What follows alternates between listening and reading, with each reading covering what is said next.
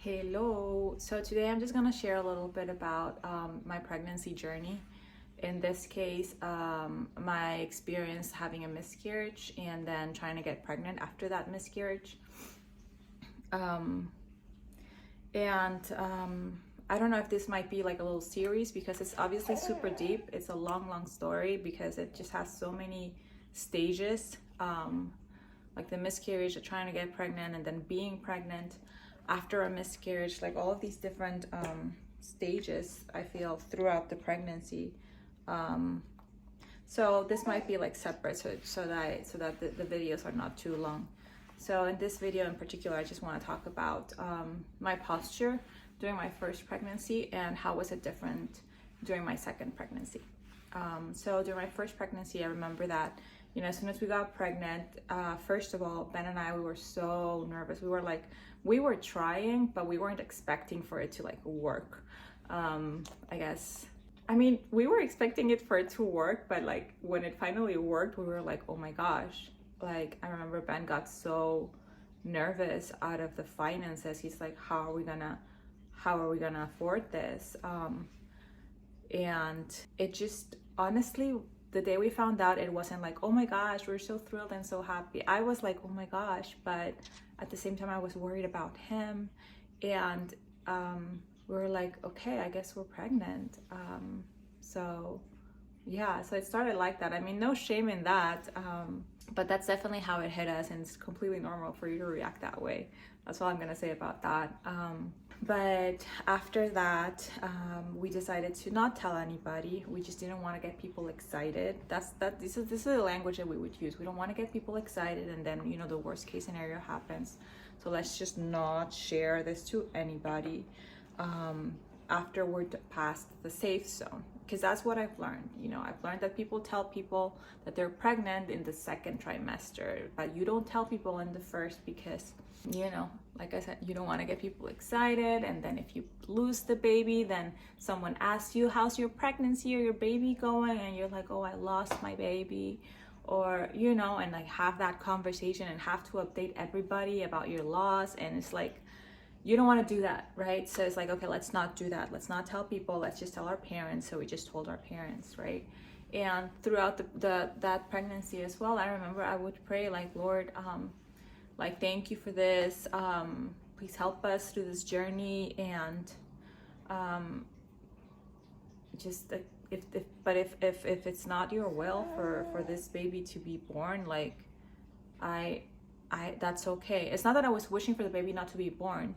It's that fear and anxiety like overcame me, and it was like I was trying to be careful about everything. I was trying to be like, I don't know. It just took me so much so that I remember at some point I was driving, and as I was driving, for some reason I just felt that the seatbelt was just like too tight, and I started like pulling it and like trying to loosen it up. I couldn't take it off, of course, because I was driving and I was in the highway.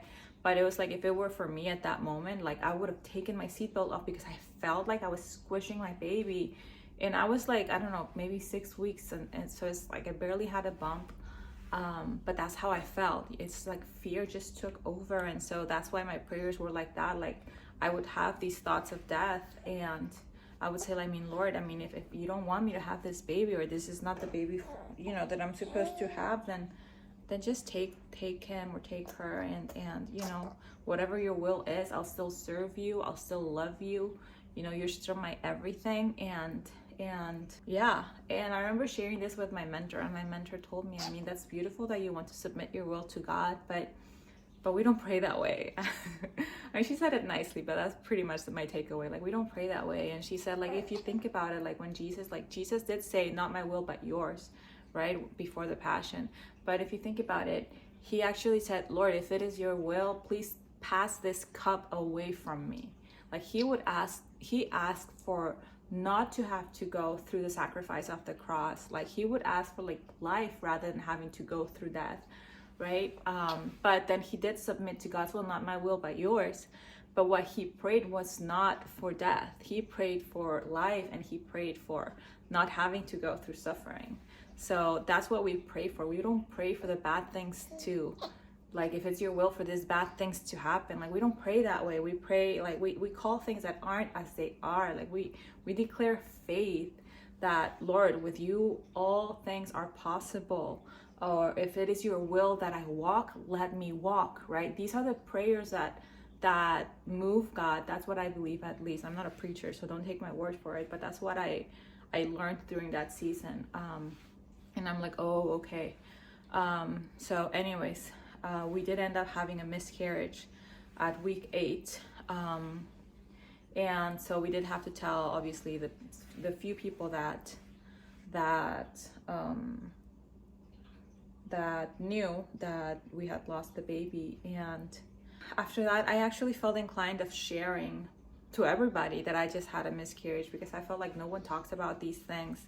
I just created this little video on social media and just try to shed some light in the midst of that loss, and just say, like, pretty much like, I'm thankful for my husband, I'm thankful for my cats, I'm thankful that my husband's taking care of me, I'm thankful that my body passed the tissue and I didn't have to go through like a more invasive procedure, and just focusing on the things that I'm grateful for during that loss, because it was obviously heartbreaking. I was heartbroken, Ben was heartbroken, and yeah. So after telling everybody, first of all, it was so nice to have people's support, and I could have had that support throughout the times that I was having fear and anxiety, but I didn't. I had the support after the loss. So the second time around, I decided to change that. And you know what? As soon as I got pregnant, I let the people in my Bible study group know, I let our pastor know, my mentor know, let my parents know. Oh, my light went off.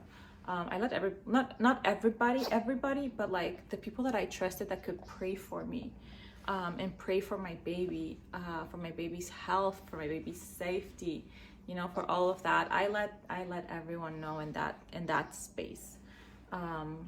From day one, and the difference was as well that during that pregnancy, every time that I would have a thought of fear or anxiety or death, I would be like, Lord, you're the author of life. Children are a blessing from you, and you want us to have kids, and you've defeated death, and I will not cast my fruit before season. Remember our tithes. You said that you would reprender, how do you say that? Rebuke the devourer, and just praying, declaring things of life, and just protection over my baby and over my womb. And every time that I would experience something, I did experience spotting in the second pregnancy, and that's how my first pregnancy ended, with spotting. So I remember I told my Bible study, like they asked me, how are you doing? And I'm like, good, I just started spotting this week. And one of the ladies in there, she's like, that's okay, God's got you. And she said it so confidently that she filled me with faith. Like her faith gave me faith, right? And her faith took away my fear. So it was just completely different the second time around. I had that support, not just to help me with prayers, but also to help me with my own mental health and my faith. Yeah, that's kind of the difference. In the next video, I'm gonna share a little bit of the journey of trying to get pregnant after a miscarriage, because that's also a whole other thing. But I guess when it relates to pregnancies, that's the main difference on how I lived each of my pregnancies. One was one was filled with fear, and the other one was, even though it still had fear and anxiety, I just took a stance. I'm not saying that declaring life and things like that can guarantee you that you won't go through losses. Like Jesus, right? He prayed for the cup to be passed, but eventually he did, go through the cross, although he did resurrect, and God was glorified and he was glorified. So God can do beautiful things out of sad situations. Like whenever we found out that she was coming, we were just filled with joy. Like Ben started crying, and we were just expecting her so much. So it was completely different. And we were like, it doesn't matter if like if we're tight with money, like we'll sort it out, like it's okay. Like we're just so happy about just having the second chance, right? So God can definitely do beautiful things out of sad things. And I do think that the best way to navigate a pregnancy is declaring God's truth and God's promises, and being surrounded by God's people that can lift you up and that can speak life and faith into your spirit whenever maybe you're lacking it. So yeah, anyways, I got a little bit over time, but that is it for today. I'll see you in the next one. Bye.